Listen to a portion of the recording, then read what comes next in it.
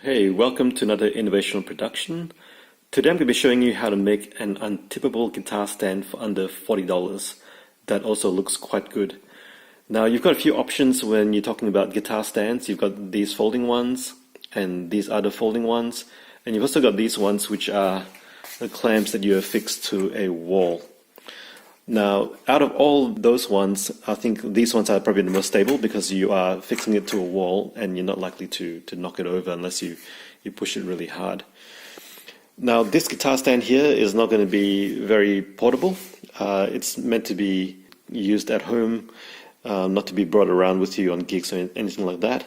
But it is very, very stable. And it also looks good as well because most of the guitar stands you find are made of steel and they're painted black in color. It doesn't look very inspiring, but these ones look okay. So I'm going to show you how to actually make this. Now it only costs $20 in materials and another $20 for this Hercules guitar wall clamp. Basically, what I did was I got a 2.7 meters of construction pine. I'm not sure what that is in inches or feet, but you can convert that yourself.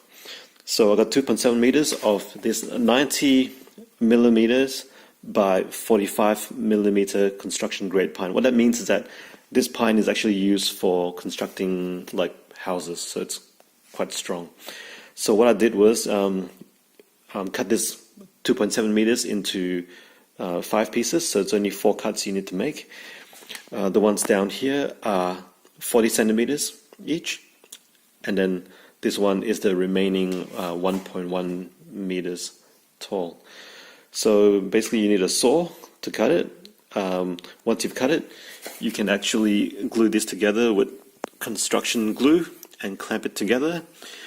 If you have a router, you can actually route off the edges to make it look more presentable, but that's unnecessary.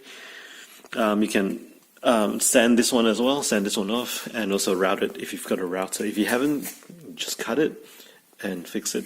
You also need 4 of these L 90-degree angle brackets, which you can get from Bunnings, which is a hardware store in Australia. These are $3 each, so all up, yeah, about $22 in materials here.